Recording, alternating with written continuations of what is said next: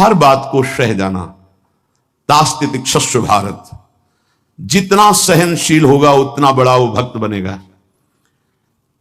जब कोई इस मार्ग में चलता है तो उसके सामने इस बात की परीक्षा आती है, तुम कितना सह सकते हो। जब आपको बुरा लगना ही बंद हो जाएगा तो आपको भगवान परमानंद प्रदान करेंगे। जब तक बुरा लगता है तब तक साधन करो और उस बुराई को सह जाओ। जो आपसे कोई गाली दे रहा है, अपमान कर रहा है, निंदा कर रहा है, या काम क्रोध लोभ कुछ भी, सह जाओ, चुप रहो, शांत रहो, सह जाओ। नहीं, किसी से कह देते हैं तो हृदय थोड़ा खाली हो जाता है, तो कहते हैं यहां नहीं होगा। रहीमन मन की मन व्यथा रखिए मन में गोए, ये दिव्य सिद्धांत है। कहू ते कछ दुख घटी होई, कहने से दुख कम हो जाता है। पर काहि कहो यह जान न कोई, पर किससे कहूं इस बात को कौन जानेगा। तो रहीमन मन की मन व्यथा रखिए मन में गोए, सुनी छलई हैं लोग सब बांट न ले है कोई। विनोद होने लगे, तुम्हारा मजाक बना देंगे लोग। सहनशील, बहुत गंभीर। वैसे भी साधुता की जब बातें आती है तो सहनशील, आशय, उदार, धीरज सहित विवेकी, जहां देखो तहां तितिक्षवः पहला शब्द है साधु के लक्षण का। यहां कह रहे हैं दो बातें भक्त की पहली पहचान। पहला, सहनशील कितना है। लोग उससे बुरा कहेंगे, उसकी हंसी उड़ाएंगे, उस पर कटाक्ष मारेंगे, उसका अपमान करेंगे, उसको छोड़ देने की धमकी देंगे, उसको लड़ने के लिए उत्साहित करेंगे, उसकी पराजय भी हो सकती है, पर वो शांत गंभीर, अपनी अंदर की वृत्ति को कभी विचलित ना होने दे, सह जाए। बहुत ध्यान देने की बात है। भजन करके उसे बचाना कठिन, बचा के पचाना कठिन। यह है भजन करना और उसको बचाना और उसको पचाना। आपको बुरा कहेंगे, पूज्य बाबा कह रहे, हंसी उड़ाएंगे, आपके कटाक्ष मारेंगे, बड़ा भजनानंदी बनता है, किसी से तो बात ही नहीं करता है, अपने को कुछ ज्यादा ही भगत समझते हैं क्या। ऐसे क्या क्या कटाक्ष करेंगे, आपको लड़ने के लिए उकसाएंगे, उत्साहित करेंगे कि आप लौट कर उनको जवाब दीजिए, लड़िए। वो ऐसा महसूस करवाएंगे कि आप हार गए, चुप हो गए, आप दब गए। चुप हो जाओ, हार जाओ, हरि को हरि नाम, मौन होकर चुपचाप सह जाओ। इस गुण से अध्यात्म की उन्नति बहुत जोर की होती है। सहिष्णु, सहनशीलता, तितिक्षा, इनको एक ही शब्द के पर्यायवाची है। सहित सहित बाढ़े भगति गृह तन गुरु हित गार, सेवक जी महाराज कहते हैं। और जिसके अंदर सहनशीलता नहीं है तो वो केवल परमार्थ का आडंबर करेगा, स्वप्न में भी आध्यात्मिक उन्नति नहीं हो सकती। जागृत की तो बात जाने दो, पकड़ लीजिए। सबसे पहला लक्षण सहन करना। ये आप संकल्प कर ले कि जीवन में सब कुछ सहन करना है मुझे। जो सह गया सो साधु, जो टूट गया वो विषयी। यही बात हमको एक शराबी ने समझाई थी ब्रह्मावर्त बिठूर में। ए देखो, तिल तिल ये छवि काटी गई तो आज भगवान बन के पूज रही। ए बच्चा, टूटना नहीं। क्या भगवान का बाहरी स्वरूप था। वो बाहरी तो ऐसे मदिरापान की एक लीला करते हुए दिखाए, लेकिन जब उपदेश मिला तो प्रणाम करके अंदर सोचा भगवान न जाने किस रूप में, और वो शब्द जीवन में नहीं भूला। खास बात होती कि जैसे ऐसे कोई बोल रहा है तो वो शब्द जीवन में नहीं भूला। ये टूटना नहीं, टूटना नहीं, कैसी भी परिस्थिति हो टूटना नहीं। यहां भी कह रहे, जो सहिष्णु नहीं, सहनशील नहीं, वो आध्यात्मिक उन्नति जागृत की तो बात जाने दो, स्वप्न में भी नहीं होगी। कुछ नहीं हाथ लगता, आडंबर केवल लेता है। अतः भक्त को अधिक से अधिक नाम जप के द्वारा यह शक्ति बढ़ानी चाहिए सहन करने की। कितना भी कुछ भी अंदर कोई विकार, मनोवेग, वाणी वेग, उदर वेग, जनेन्द्रीय वेग, कोई भी वेग, सब चुपचाप सह जाओ। ये मार्ग है सहन करने का, सहन करने का। भगवत प्राप्ति का जो मार्ग है वो सहन करने का मार्ग है। शांत, अपने मन की बात किसी से भी मत कहो। कहो तो केवल प्रभु से कहो, अगर कहना ही है, नहीं तो कहने की जरूरत नहीं। वो देख रहे हैं, उन्हीं का विधान रचा हुआ है, उनसे क्या कहना। वो भोरी सखी का एक पद में है ना, दिल दे करके दिल की सुख दुख की बातें क्या कहना। जब दिल ही दे दिया तो क्या सुख दुख की बातें कहना। पहला तो यह हुआ सहिष्णु, सहनशीलता, और दूसरा नाम जप। ये दो से भक्त की पहचान, दो चीजें। निरंतर नाम जप हो रहा है कि नहीं, हर प्रकार के आक्रमण को आप सह रहे हैं कि नहीं, बस यही भक्ति की पहचान। और तो सब लक्षण आ ही जाते हैं।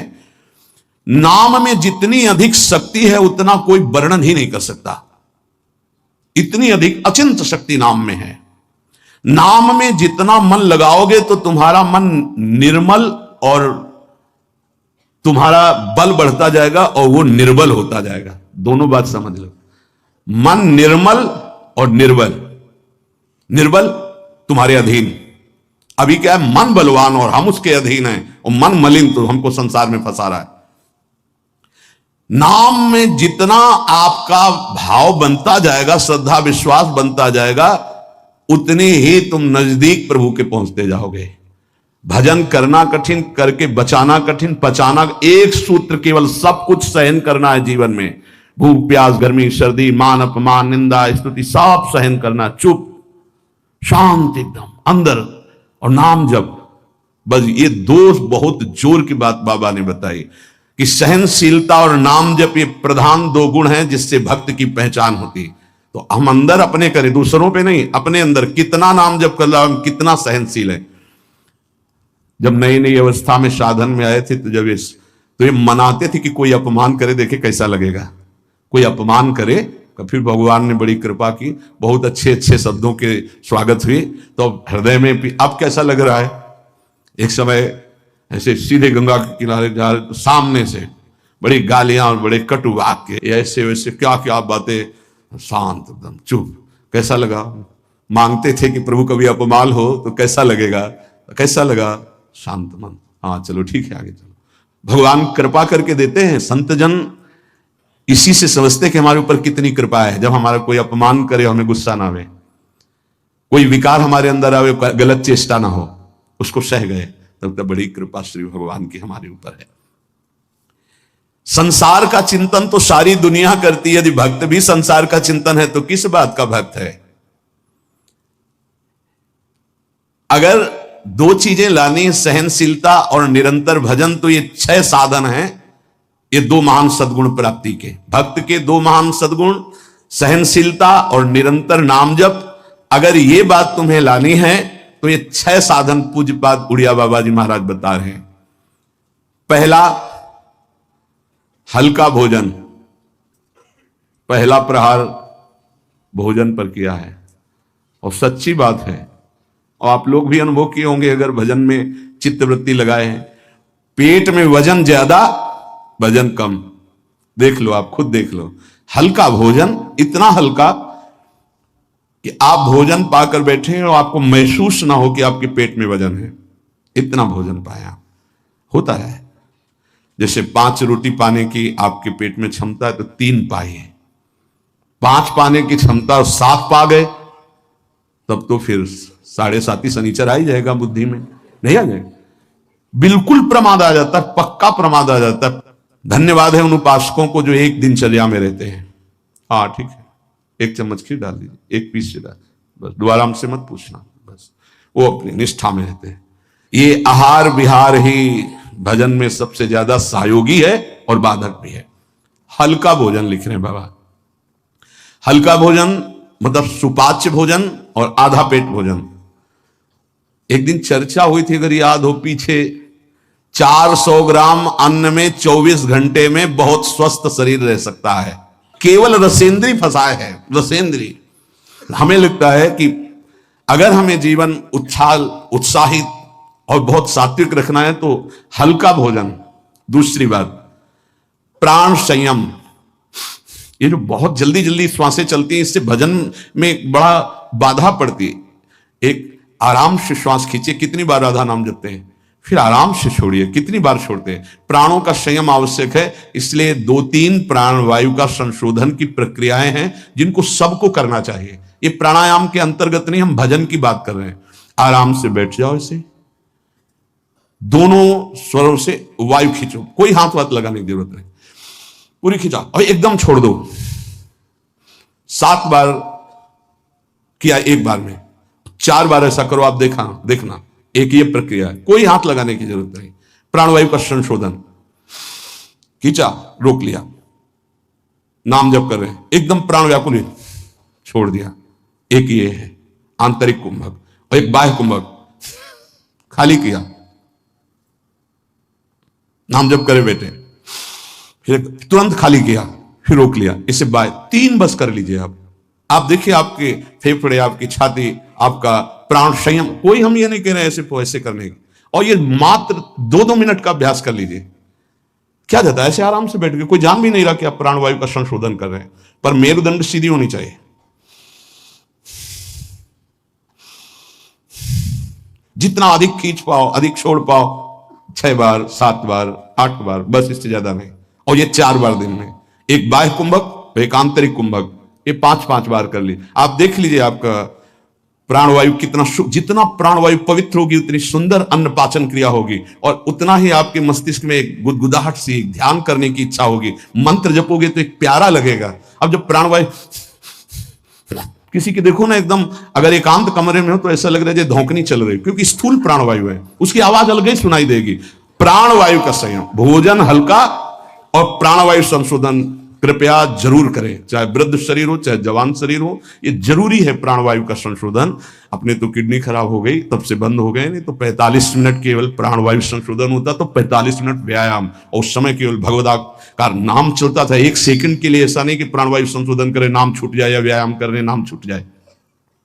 तीसरा, कम बोलना, क्योंकि नाम चलाना है और सहनशील होना है। देखो, जब हम अपनी कमजोरी किसी से कहते हैं तो कमजोरी हम पर बढ़ती है और दूसरा हमारा उपहास करता है। इसलिए अपनी कमजोरी तो बोलनी नहीं, और कोई बात भी करने की जरूरत नहीं है। थोड़ा बारा व्यवहार में आवश्यक हो तो उत्तर दे दीजिए। कम बोलना सीखें। उपासक जब अपनी रहने पर रहता है तो हमें लगता है कि धन्यवाद का पात्र है जो अपने को जलाकर प्रभु के चरणारविंद तक पहुंच रहा है। बहुत कठिन विषय है, प्रणाम है उसको जो अपने को जलाकर आगे बढ़ रहा है। कम बोलना, तीसरा। चौथा, किसी से कोई भी इच्छा न रखना, न व्यक्त करना। ये 2 महान सद्गुण आ जाएंगे, सहनशीलता और निरंतर भजन। किसी से कोई इच्छा, आप आज क्या पाएंगे? नहीं, आप क्या पाएंगे? जो श्री जी की इच्छा नहीं। वैसे आपको पसंद क्या है? राधा राधा राधा। नहीं, भोजन में क्या पसंद? यही आहार है हमारा। कभी भी कोई शब्द ना निकलने पाए तो आज फिर मुंगौड़ा बन जाए, ऐसा नहीं। कोई देखो, अगर आपको वास्तविक मार्ग को प्राप्त करना तो सिद्धांत है, कोई भी इच्छा है भी तो प्रकट नहीं करना हो। आप देख लेना, अगर श्री जी को मूंग के मुंगौड़ा ही पवाने हैं ना प्रसाद में, तो आपको मिल जाएंगे कहीं ना कहीं से। मांगने की जरूरत नहीं, कहने की जरूरत नहीं, इच्छा व्यक्त करने की जरूरत नहीं। 5वां, जो इंद्री बहुत लालायित हो गई और उसका विषय आ गया हो तो उसका संसर्ग ना होने देना। देखो, जैसे वो 2 सद्गुण कठिन है तो उनको लाने वाले साधन भी बहुत कठिन है। किसी भी इंद्री की बहुत इच्छा हुई और वैसे ही संयोग आ गया, कोई भी इच्छा, हर इंद्री में अपनी इच्छा रहती है। प्रबल इच्छा हुई और प्रारब्धवशात माया ने वही संयोग बना दिया, लो खाओ। और आपको पता है कि ये मेरे हृदय में बिल्कुल चल रहा था, कैसे मिले, और मिल गया, तो खुश नहीं होना। बोले संसर्ग नहीं होने देना, पाने नहीं, हटा देना है। इतनी हिम्मत है। पहला लक्षण सहिष्णु, वो दूसरा निरंतर भजन। जो तुम्हारी, ये सब बातों में नहीं कह रहे, जिसकी प्रबल इच्छा थी हमारे अंदर और वही आ गया संयोग से, यही बात गुरुदेव ने बताई थी। बोले जो प्रिय वस्तु हो उसका संयोग इंद्रियों के संसर्ग में ना होने पाए और उसको भोग लगा बांट दो। तो बाबा कह रहे किसी भी प्रिय बात, प्रिय वस्तु, वो इंद्रिय भोग जब उपस्थित हो तो उसका संसर्ग ना होने देना। इससे 2 सामर्थ्य जागृत होंगी, निरंतर नाम जप और सहिष्णु, सहनशील। और वाणी पाठ और अपना जो संत समागम है, इसके सिवा अकेले रहने का स्वभाव बनाना। इसमें भी जो अपने प्रियजन परिवार के जन, उनको लगने लगता है अकेले बैठे क्यों रहता है। अरे वो अपने साधन में बैठा है, उसके लिए डिस्टर्ब थोड़ी होना कि अकेले क्यों बैठे। धन्य भाग है जैसे अपने लोगों को सूचना मिलती कि एकांत ही चुपचाप बैठा रहता, तो अपने को पता है, अपना हृदय शीतल होता है कि सही मार्ग है, सही मार्ग है। एकांत देश में रहने का स्वभाव होना, प्राणों का संयम होना, भोजन बहुत हल्का सात्विक होना, कम बोलना, किसी भी तरह से अपनी इच्छा को किसी के सामने प्रकट ना करना। अगर हमारे अंदर इच्छा, छठवां, अगर हमारे अंदर इच्छा आ ही गई है और उसके अनुसार प्रारब्धवशात संयोग बन जाता है उस भोग का, तो इंद्रियों का संसर्ग ना होने देना। इन 6 साधनों से ये 2 बात महान भक्त के अंदर आ जाएंगी कि वो सहनशील हो जाएगा और उसका निरंतर नाम जप चलने लगेगा। भक्त वही है जो प्रभु के नाम को परम धन परम जीवन मानता है और हर समय ऐसे नाम जप में लगा रहता है जैसे संसारी पुरुष धन कमाने में। जो जितना भगवान नाम का संग्रह कर लेगा वो उतना ही उच्च भावना वाला बन जाएगा। भक्ति से क्या मिलता है जानते हो? भाव की ऊंचाई। बाजार में वस्तु का अगर भाव ना हो तो सड़ती रहती है, ऐसे ही भक्ति से भाव प्रकट होता है। भावहीन पुरुष सड़ता रहता है, नरकों में दुर्गति होती रहती है। अगर मनुष्य शरीर में भी है वो विविध प्रकार की दुर्वासनाओं से सड़ता रहता है, जलता रहता है।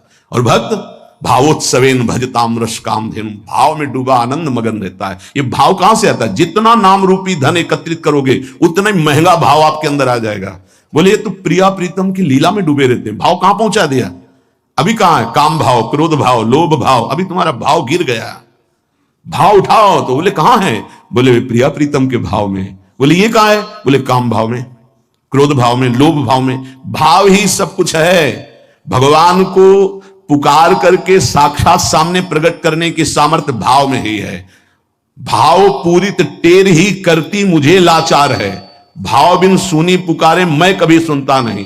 बात ध्यान करो, भाव सारा। और ये भाव कहां से आता है? पूज्य उड़िया बाबा कह रहे जो भक्त जितना अधिक नाम जप कर लेता है उतना ही बढ़िया भाव उसका बन जाता है। जो नाम कीर्तन पर विश्वास करता है कि नाम कीर्तन कर रहा हूं तो मेरे प्रभु यहीं बैठे सुन रहे हैं, भक्त का सदैव ऐसा भाव रहता है। मैं पद गायन कर रहा हूं, मेरी प्रियालाल मुस्कुरा रहे हैं, वो सुन रहे हैं।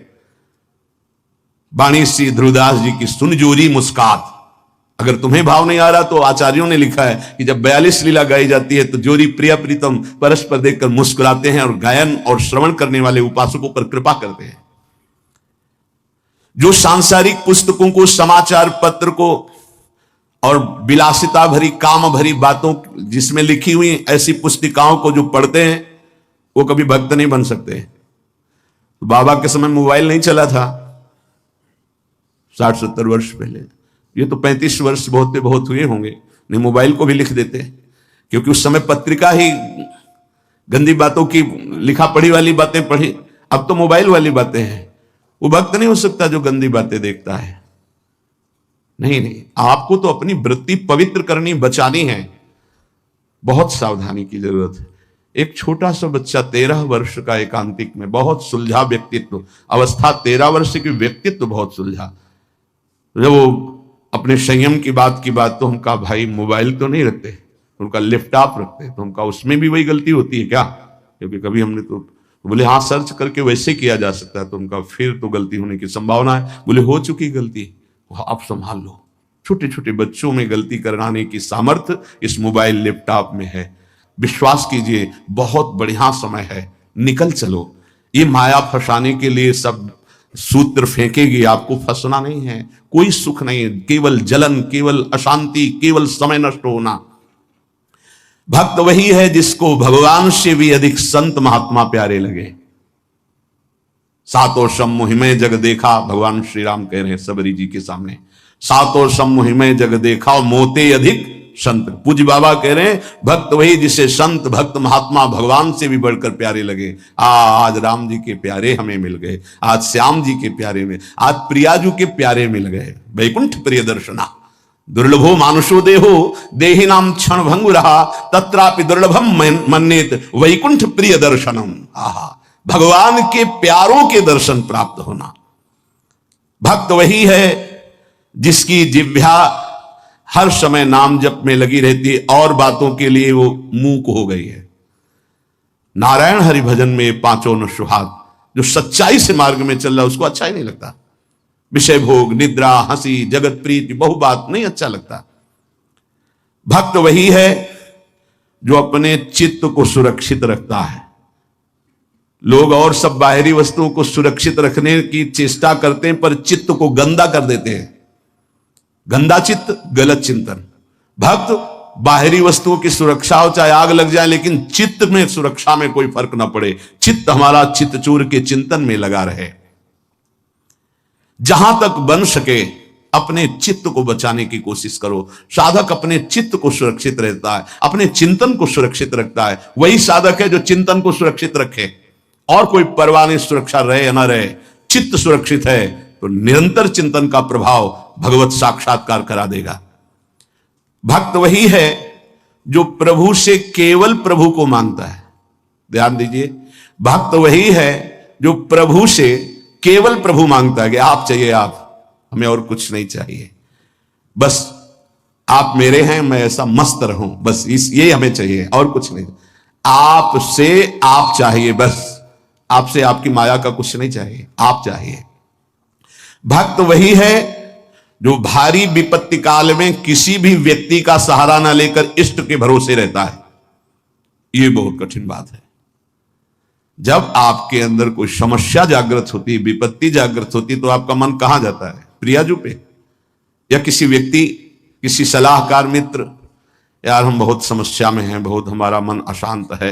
नहीं कहना।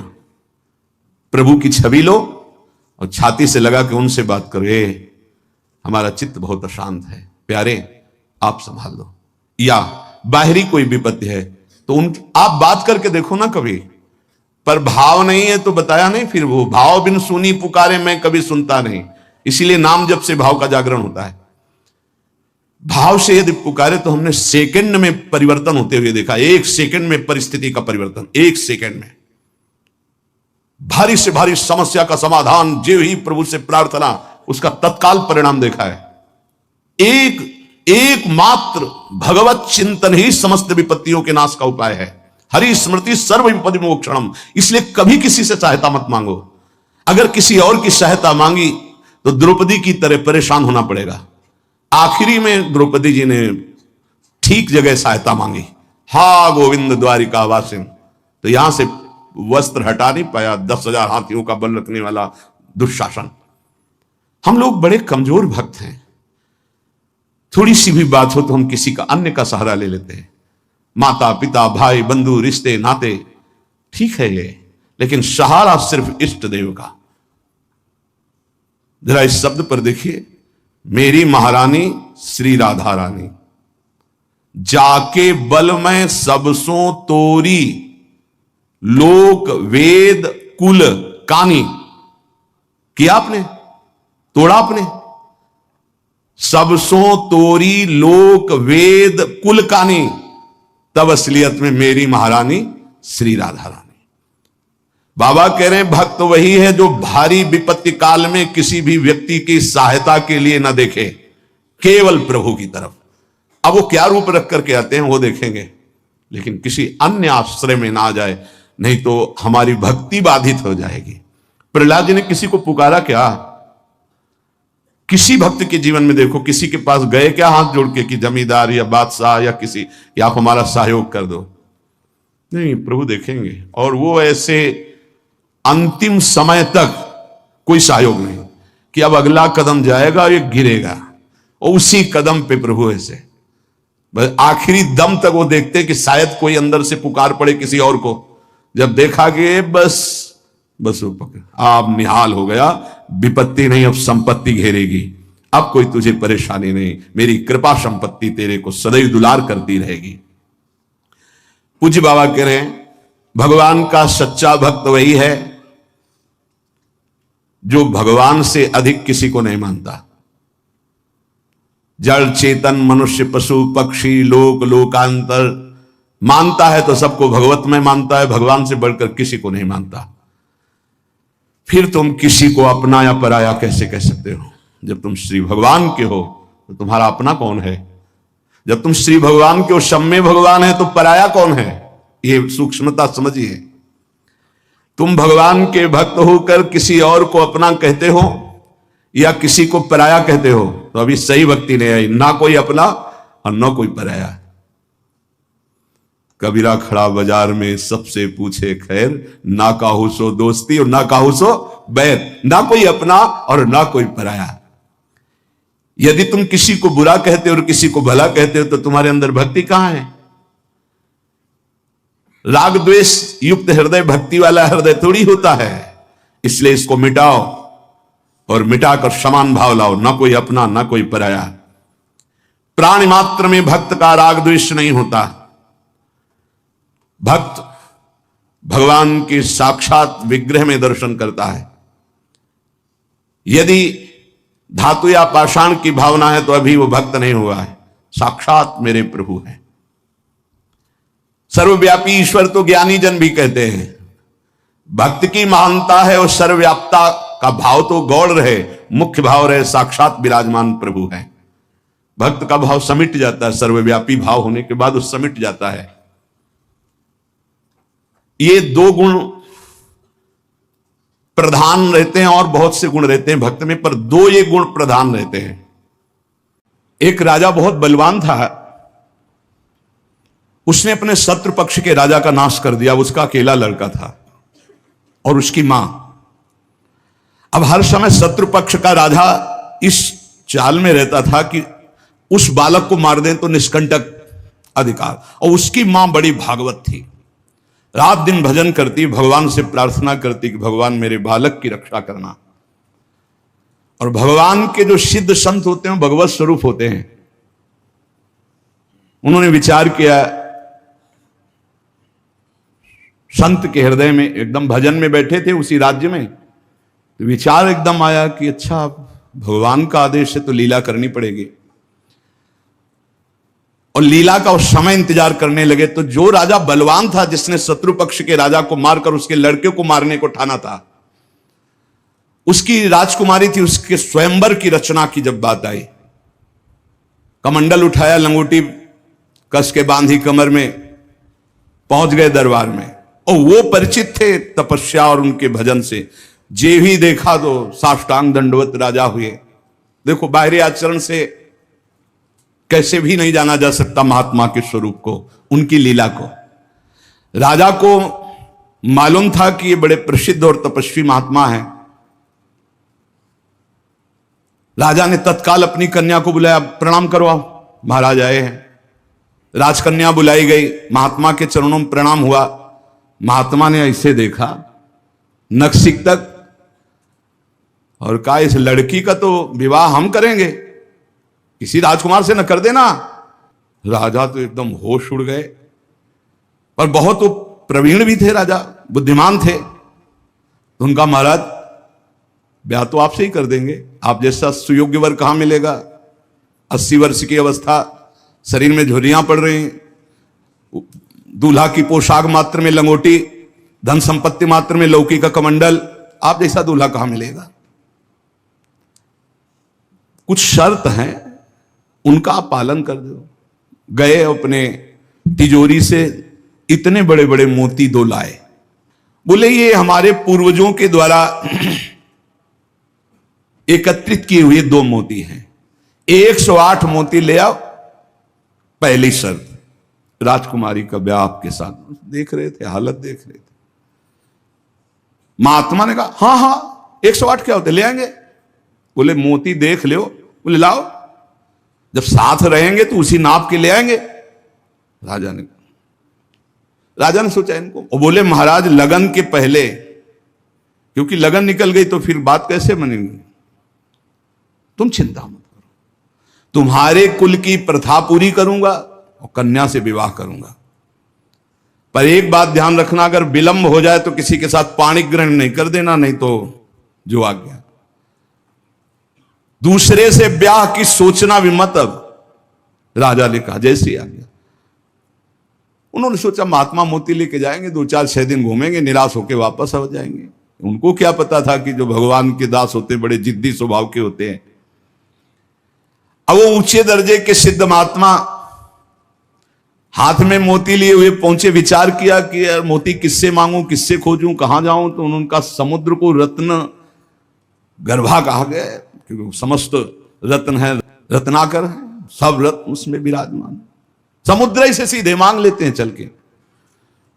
गए, ध्यान आया कि 3 दिन तक भगवान राम जो है उपवास करके बैठे रहे, नहीं आया तो हम तो 30 दिन बैठे रहेंगे तो नहीं आएगा, क्या करें। तो लौकी का कमंडल था, कमंडल उठाया, उलीचने लगे, 1 दिन 2 दिन 3 दिन लगातार, और खूब नाम जप भगवान का, और हर कमंडल में नाम जप करके, मंत्र जप करके जल उलीचने लगे। नाम का प्रभाव समुद्र के हृदय में जलन पैदा हो गई। समुद्र एक साधारण पुरुष के रूप में पीछे से आवाज की, बाबा ये क्या कर रहे हो? समुद्र को खाली कर रहे हैं, और क्या कर रहे हैं? बोले तुम्हारे लौकी के कमंडल से समुद्र खाली हो जाएगा। बोले मजाक करो मत करो, एक महात्मा ने चुल्लू में पी गए थे, अगस्त जी चुल्लू में पी गए थे, ज्यादा हमको चैलेंज मत करो। समुद्र डरा, बोले उलीच काहे के लिए रहे हो तुम, हमें बता सकते हो? बोले सुना है रत्नाकर है, बड़े बड़े रत्न है समुद्र में, हमें 108 मोती चाहिए। बोले अगर मोती मिल जाए तो समुद्र उलीचना बंद करो, काहे को मेहनत करेंगे हम। बोले वो तो हम दे रहे हैं तुम्हें, दिखाओ मोती। मोती निकाले हुए से ढेर सारे मोती, एक लहर आई, नाप नाप के 110, क्योंकि 2 वो और 108 झोली में डाले। समुद्र ने कहा और भर लो। बोले हम अकिंचन महात्मा है, हमें नहीं चाहिए, ये दुल्हन लेने के लिए शर्त है, इसलिए हमने इनको लिया है और जा रहे हैं। महात्मा जी बड़े गर्व से गए, भगवान की जय जयकार की। राजा देखते ही समझ गया मोती मिल गए, क्योंकि बहुत मुस्कुराहट है। अब गणित लगाई, लड़की को कैसे बचाऊं। बोले हाँ महाराज। बोले ये ले 110, 2 ही तुम्हारा 108 है। बोले महाराज जी आपसे कहा था कि कुछ शर्तें हैं, एक तो पूरी हो गई, दूसरी एक है कि हमारे शत्रु पक्ष के राजा का वध तो मैंने कर दिया, उसका एक लड़का है, उसकी खोपड़ी तुम हमें ले आओ।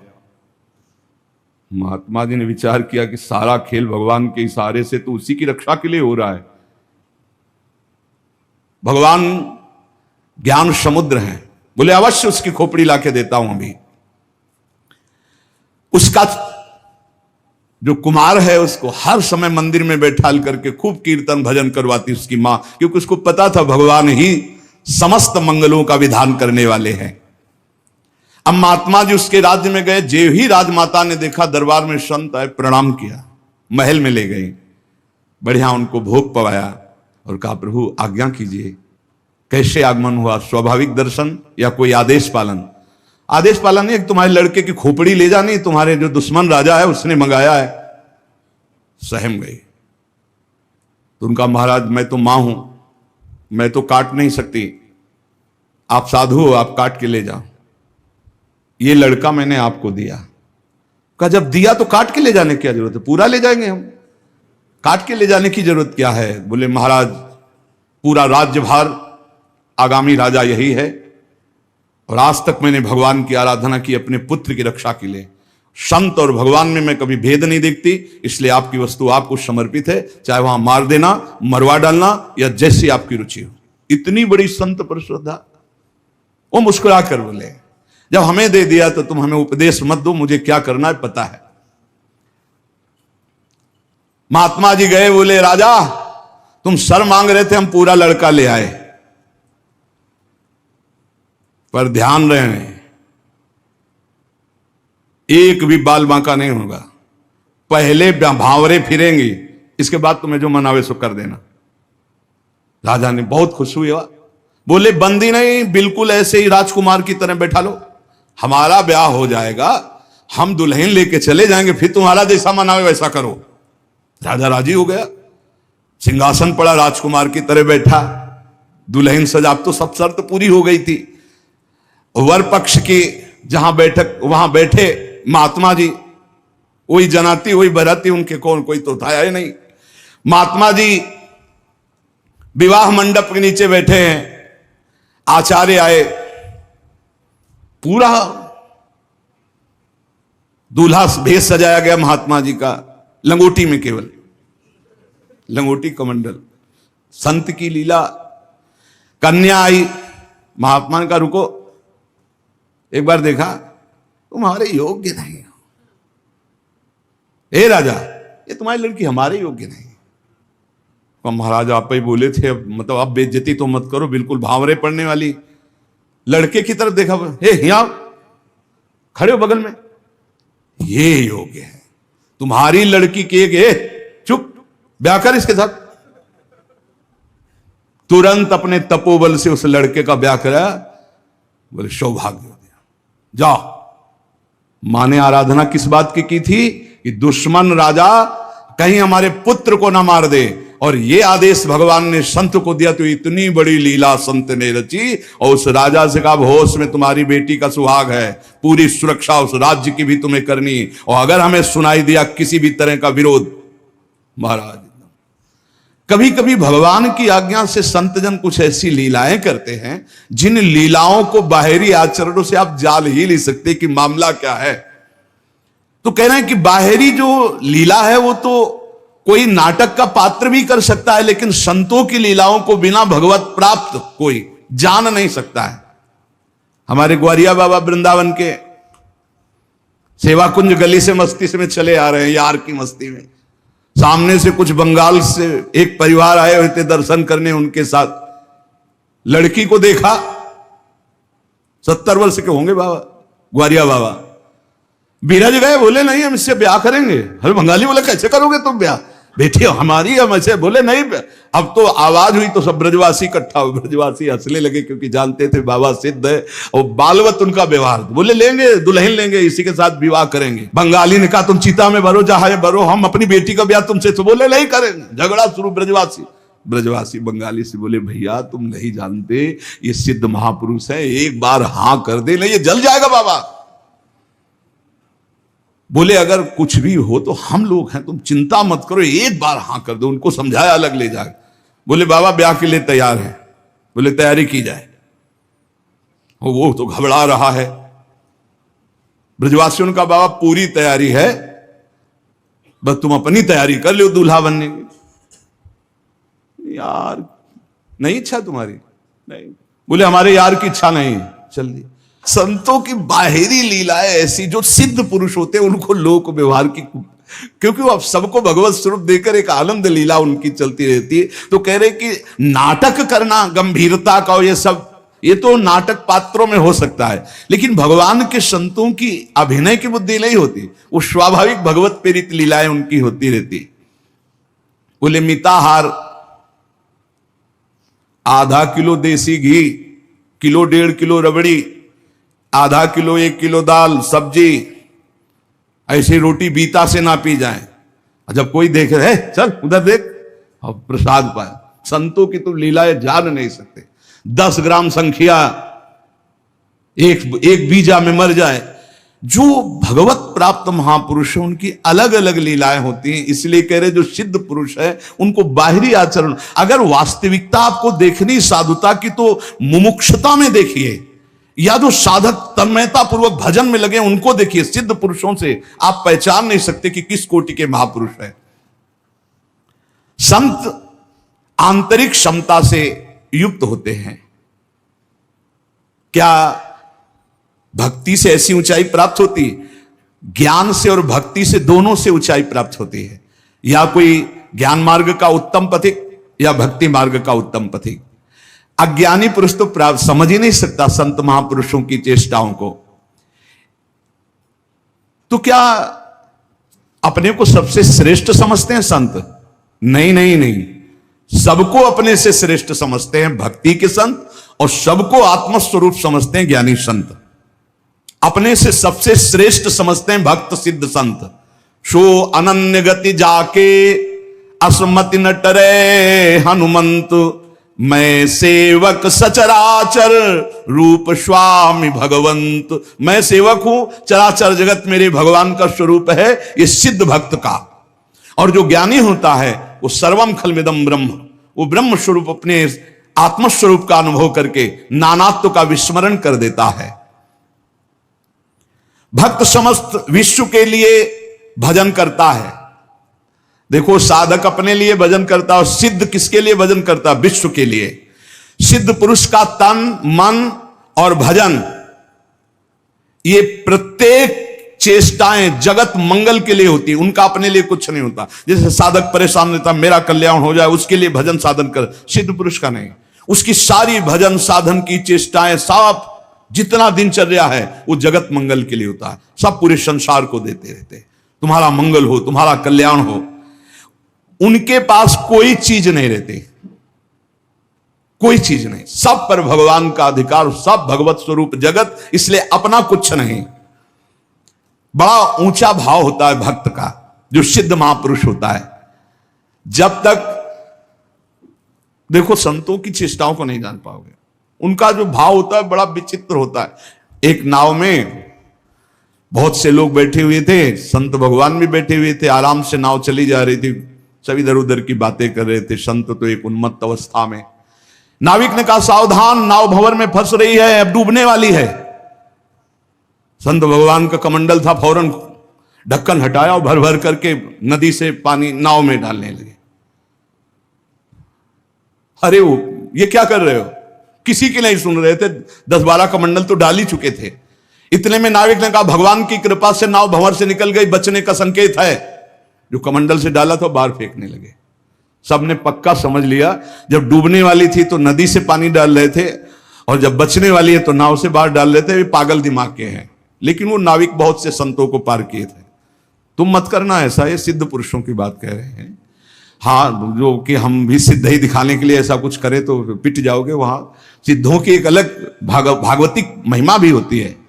बाहर गए तो सब चले गए थे, इसके बाद साष्टांग प्रणाम किया। नाविक ने कहा महाराज जी इतना तो आप कृपा करके बता ही दीजिए, क्योंकि मैं प्रायः संतों को यहां से पार करता रहता हूं, तो संत कृपा हम पर है। आपके देखने से लगता है कि आप भजन में उन्मत्त रहते हैं।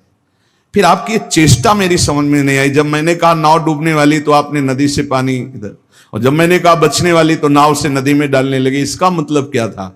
तो उनका जब हमें यह पता चला आपके मुख से कि भगवान डुबोना चाहते, तो हमने कहा भगवान की इच्छा में 10 कमंडल हमारे, तो हम डालने लगे। जब कहा बचाना चाहते तो हमने सोचा भगवान जब बचाना चाहते हैं तो हम भी सहयोग करें, तो जो डाला था वो बाहर कर दिया।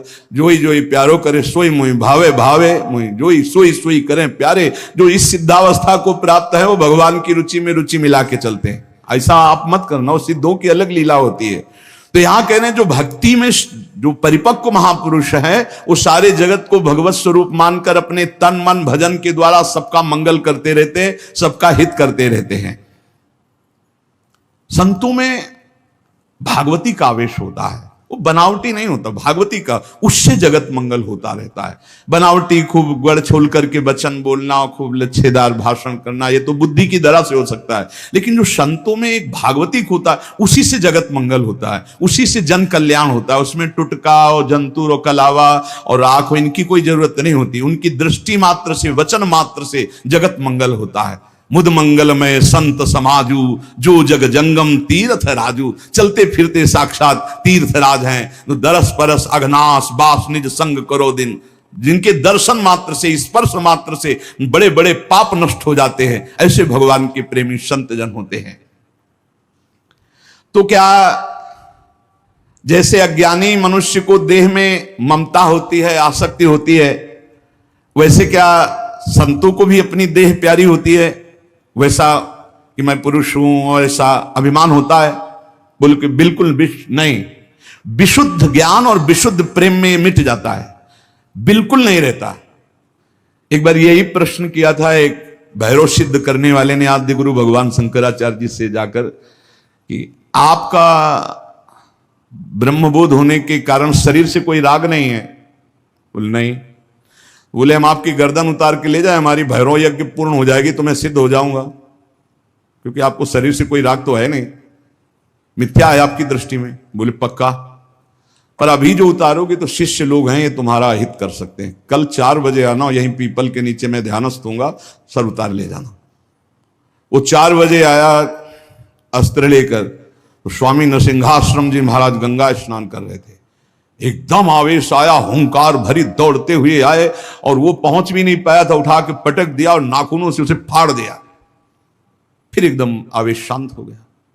तब ये भगवद आवेश, ये जो बड़े महापुरुषों के चरित्र हैं, ये बड़े शिक्षास्पद भी होते हैं और ये अलौकिक भी होते हैं। कभी कोई महापुरुषों की नकल ना करे, हमारी प्रार्थना है कभी नकल न करे कि हमारे गुरुजी ऐसे, तो नहीं, जो गुरुजी के उपदेश है उनके अनुसार चले। बड़े सिद्ध महापुरुषों के बड़े विचित्र विचित्र लीलाएं होती हैं। महापुरुषों की बाह्य चेष्टाओं को बिल्कुल नहीं समझा जा सकता, इसलिए कभी उनकी परीक्षार्थ ये जांच न करे कि हम बाहरी आचरणों से उनको, हम आपको सत्य कहते, बड़े बड़े महापुरुषों से मिले, आप कदापि नहीं जान सकते, कदापि नहीं जान सकते कि ये किस कोटि के महापुरुष हैं, किस कोटि के महापुरुष है। बहुत बहुत ही बड़े बड़ों को संशय हो जाए कि ऐसा नहीं हो सकता। जैसे भक्त संपूर्ण विश्व को साक्षात अपना इष्ट देव मानता है, काम पड़ने पर विश्व हित के लिए प्राण त्याग सकता है, क्या ज्ञान मार्ग में चलने वाला सिद्ध महात्मा भी ऐसा कर सकता है? हां। पहली बात तो उसकी दृष्टि में देह का, ऐश्वर्य का मूल्य ही नहीं है, तो उसको समर्पित करने में क्या देर लगेगा। अतएव अगर सुख पहुंचाने की जरूरत पड़े जगत को, तो ज्ञानी महात्मा अपने प्राण दे सकता है, जैसे भक्त अपने प्राण दे देता है। क्या ऐसे सिद्ध महापुरुषों के आचरण अनुकरण करने चाहिए? हां, जो आचरण उनके उपदेश से मिलते हो। सच्ची मानिए बहुत मुश्किल है, जो बड़े महापुरुष, शुद्ध महापुरुष, भगवत प्राप्त महापुरुष है, बहुत मुश्किल है, क्योंकि जब तक शरीर भान रहता है, जब तक साधना रहती, तब तक आचरण आप देख सकते हो। बहुत सावधान, अगर वैराग्य देखना है तो साधक में देखिए, और तितिक्षा और ज्ञान मार्ग की चढ़ाई देख ली तो मुमुक्षता में देखिए। न ज्ञान सिद्ध और न भगवत भक्ति के सिद्ध महापुरुषों में आप उनको फिर पहचान नहीं सकते, फिर नहीं पहचान। बड़ा विचित्र खेल है। आचरण वही महापुरुषों के अनुकरणीय है जो उनके उपदेश से मिलते हों। केवल आचरण जो उपदेश से मिलते हो बस पकड़ लीजिए, उनके सब आचरण अनुकरणीय नहीं है। एक एक उनके आचरण आपको भगवत प्राप्ति करा सकते हैं, पर वो आचरण जो उनके उपदेश से मिलते हों, बिल्कुल आप लोग बिल्कुल समझ ही नहीं सकते हैं, नहीं समझ सकते। हमने देखा है महापुरुषों को, पर उनके साथ बिल्कुल ऐसे रह जाता है जैसे बच्चा, बालवत, जैसे छोटा बालक घरौंदे बनाता है, खेलता है, कुछ मिनट में बिगाड़ कर चल देता है। महापुरुषों की बड़ी विचित्र गति होती है। इसीलिए लिखा है मात संगस्त दुर्लभ हो, फिर एक शब्द लिख दिया देवर्षि नारद जी ने, अगम्यो, आप निर्वाह नहीं कर सकते हो, अगर कर ले गए तो अमोघस्य, निश्चित भगवत प्राप्ति, निश्चित भगवत प्राप्ति। एक बार महाराज चक्रवर्ती सम्राट मरुत 100 यज्ञ का अनुष्ठान किया, और 100 यज्ञ करने वाला देवराज इंद्र का अधिकारी हो जाता है, जो पद है वो। देवराज इंद्र ने सोचा कि अब कैसे रोका जाए, तो उन्होंने वशिष्ठ जी से सीधे जाके, तो वशिष्ठ जी खड़े होकर आदर किए, क्योंकि त्रिभुवनपति देवराज इंद्र देवताओं के। देवराज इंद्र ने कहा हम यज्ञ के लिए तुम्हें आचार्य रूप में, तो उनका मरुत ने पहले मुझे स्वीकार कर रखा है क्योंकि मैं उनका कुलगुरु हूं, तो उनका मनुष्य की स्वीकृति से ज्यादा देवताओं की स्वीकृति होती है। मैं देवराज हूं, मैं आपसे निवेदन कर रहा हूं कि मैं आचार्य पद में आपको स्वीकार करता हूं, क्या ये शास्त्र सम्मत नहीं है? उनका ये तो शास्त्र सम्मत है, पहला अधिकार आपका ही है, आप यज्ञ भोक्ता देवता, इसलिए मैं स्वीकार करता हूं आपका आचार्य पद यज्ञ कराने मात्र के लिए। वैसे देवताओं की कुलगुरु तो भगवान बृहस्पति देव हैं। इस ईर्ष्या कि कहीं ये 100 यज्ञ पूरी न, अब महाराज मरुत को जवाब दे दिया कि हम नहीं करा सकते। संकल्प पूर्ति महापुरुष इस पर बहुत ध्यान देते हैं कि जो हमने नियम लिया उसकी पूर्ति हो। मरुत जी व्याकुल हो गए और संत सेवी थे। तो एक दिन देवर्षि नारद जी आए, भगवत प्रेरित। देवर्षि नारद जी से अपनी व्यथा बताई कि हमारा तो सर्वस्व लुट गया, हमारे आचार्य को ही देवराज इंद्र ने अपने पक्ष में कर लिया और उन्होंने मना कर दिया, अब हमारा संकल्प अधूरा रहे। तो बोले तुम्हें बताएं, एक महात्मा है जो तुम्हारी यज्ञ करा सकते हैं, इस समय काशी में है, और उनका नाम संवर्त ऋषि है, और वो बृहस्पति जी के भाई है, पर वो रहते हैं प्रच्छन्न वेश में, अवधूत वेश में। अगर वो स्वीकार कर लिए तो ही यज्ञ हो सकती, नहीं त्रिभुवन में अब कोई यज्ञ वेत्ता नहीं है जो आपकी यज्ञ करा सके, क्योंकि देवराज इंद्र जब वशिष्ठ जी को अपने में, तो फिर अब कोई वो करा सकते हैं। मरुत ने अपने संकल्प की पूर्ति के लिए कहा मैं पहचानूंगा कैसे? बोले उनको घृणा है तो सिर्फ सबसे घृणा है, और रोज 24 घंटे में एक बार विश्वनाथ जी के दर्शन करने जाते हैं। तो विश्वनाथ जी के मार्ग में आप 100 रख देना, जो अवधूत विचक करके भागता नजर आवे तो जान लेना वो महाराज संवर्त ऋषि हैं। ऐसा ही किया महाराज मरुत ने। तो दिन भर इंतजार करते रहे, देखा एक पागल जैसे प्रक्षण ऋषि, जो ही देखा सो तो भाग करके दूसरी तरफ पीछे भागे मरुत जी। अब वो समझ गए कोई मेरा पीछा कर रहा है, तो भागे गंगा के किनारे की तरफ। पेशाब करके ऊपर फेंक देना, थूक देना, ईंट मारना, रज मारना, ऐसे सब। वो कुछ नहीं, विचलित नहीं हुए, हाथ जोड़े भागते ही रहे। एकांत में गए, बोले क्या चाहते हो? बोले महाराज मेरा नाम मरुत है, मैं आपको आचार्य पद पर स्वीकार करता हूं, यज्ञ कराना चाहता हूं। देख ले, समस्त देवता तेरे खिलाफ हो जाएंगे, और अगर तूने मुझे फिर आचार्य पद से हटाया तो तुझे भस्म कर दूंगा। अगर मैं आचार्य पद पर बैठा रहा तो किसी भी त्रिभुवनपति की ताकत नहीं है कि तेरी यज्ञ में विघ्न पैदा कर सके। बोले इसीलिए वर्ण कर रहा हूं, प्राण चाहे चले जा, मैं आपको नहीं छोड़ सकता। संवर्त ऋषि आचार्य रूप से जब यज्ञ के लिए बैठे तो अग्नि देवता आए, उन्होंने कहा आहुति स्वीकार नहीं करेंगे, बंद कर दे, मरुत यज्ञ को बंद कर दे। तो संवर्त ऋषि ने कहा तुम मेरे मंत्र से आवाहन करने पर स्वीकार करोगे, अगर नहीं स्वीकार करोगे तो मैं मंत्र के द्वारा तुम्हें भस्म कर दूंगा। तपोबल से अग्नि देवता को बल, अग्नि देवता थर्रा के गए, देवराज इंद्र से कहा बहुत बेढप महात्मा है, मंत्र बल से युक्त है, वो मुझे भस्म कर देंगे, मैं थर्रा गया हूं। देवराज इंद्र जेव ही आहुति प्रारंभ हुई, देवराज इंद्र वज्र लेकर प्रकट हुए मरुत को दंड देने के लिए। ऐसे केवल कर दिया तो वहीं वज्र लिए ऐसे खड़े हो गए। बोले जब तक यज्ञ होगी ऐसे खड़े रहोगे, और जो आहुति दोगे हर देवता स्वीकार करे। बोले हर आहुति स्वीकार करेंगे, ऐसे कब तक वज्र लिए खड़े रहेंगे, आप कृपा करो। तो जो भजन में डूबे हुए अवधूत कोटि के महापुरुष हैं, बड़ी अपार सामर्थ्य होती है, पर इनके बाहरी व्यवहार, बाहरी आचार ऐसे होते हैं कि जाना नहीं जा सकता। बाहरी व्यवहार, बाहरी आचरण संभाल संभाल करके साधक करता है, चाहे ज्ञान मार्ग का हो, चाहे भक्ति मार्ग का हो। और जो भगवत प्राप्त महापुरुष हो गए, अब उनको कोई फर्क नहीं। इसीलिए श्रीमद् सुधा निधि में एक श्लोक लिखा है, कर्माणि श्रुति बोधितानि नितराम कुर्वन्तु कुर्वन्तु मा गूढ़ाश्चर्य रसास्त्रगादि विषयान् गृह्णन्तु मुञ्चन्तु वा कैर्वा भाव रहस्य पारगमति श्री राधिका प्रेयसा। ऐसे उत्तम रहस्यमय भाव में डूबे हुए महापुरुष